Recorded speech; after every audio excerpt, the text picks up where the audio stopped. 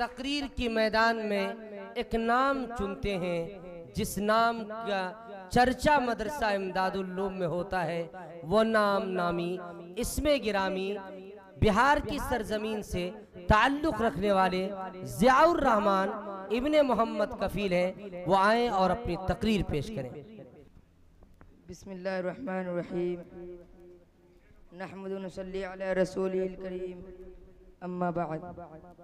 मुहतरम सामईन और वतन अजीज़ के जाबाज़ सिपाहियों, आज एक अहम तरीन मौजू पर लब कुशाई की जसारत कर रहा हूँ, जिस मौजू का नाम है टीपू सुल्तान की जद्दोजहद। मैं शुक्रगुजार हूँ मदरसा इमदादुल उलूम के नाज़िम आला हाफिज़ मोहम्मद अकबर इरफानी और नाज़िम तालीमात मुफ्ती दिलशाह साहब नदवी साहिबान की कि इस अहम मौजू पर नाचिज़ को बोलने की इजाज़त दी। दुआ करे अल्लाह अमल की तौफीक नसीब फरमाए।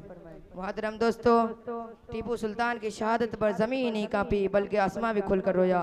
अल्लामा इकबाल ने ज़र्ब कलीम में सुल्तान टीपू की वसीयत के उन्वान से एक नज़म लिखा है, तू रहनो रदे शौक़ है मंजिल न कर कबूल, तू रहनो रदे शौक़ है मंजिल न कर कबूल, लैला भी हम नशी हो तो महफिल न कर कबूल, लैला भी हम नशी हो तो महफिल न कर कबूल, ए जुए आगे बढ़ के हो दरियाए तुंद तेज़, ए जुए आगे बढ़ के हो दरियाए तुंद तेज़, साहिल तुझे अता हो तो साहिल न कर कबूल। मेरे गयूर मुसलमानों, टीपू ने हिंदुस्तान के राजों महाराजों और नवाबों को जंग पर आमेदा करने की कोशिश की। इस मकसद से उन्होंने सुल्तान तुर्की, सलीम उस्मानी और दूसरे मुसलमान बादशाहों और हिंदुस्तान के अमरा और नवाबों से खत किताबत की और जिंदगी भर अंग्रेज़ों के सख्त मारिका आराई मशगूल रहे। करीब था कि अंग्रेज़ों के सारे मंसूबों पर पानी फिर जाए और वो इस मुल्क से बिल्कुल बेदखल हो जाए, मगर अंग्रेज़ों ने जनूबी हिंद के अमरा को अपने साथ मिला लिया और आखिरकार उस मुजाहिद बादशाह ने 4 मई 1799 को श्रीरंगापट्टनम के मारिका में शहीद होकर सुरखरी हासिल की और उन्होंने अंग्रेज़ी ग़ुलामी और असेरी और उनके रहमो करम पर ज़िंदा रहने पर मौत को तरजीह दी। उनका मशहूर तारीख़ी मक़ौला है, गीदड़ की 100 साल ज़िंदगी और शेर की 1 दिन की ज़िंदगी अच्छी है। जब जनरल हाउस को सुल्तान की शहादत की खबर मिली तो उसने उनकी नाश पर खड़े होकर ये अल्फाज कहे, आज से हिंदुस्तान हमारा है।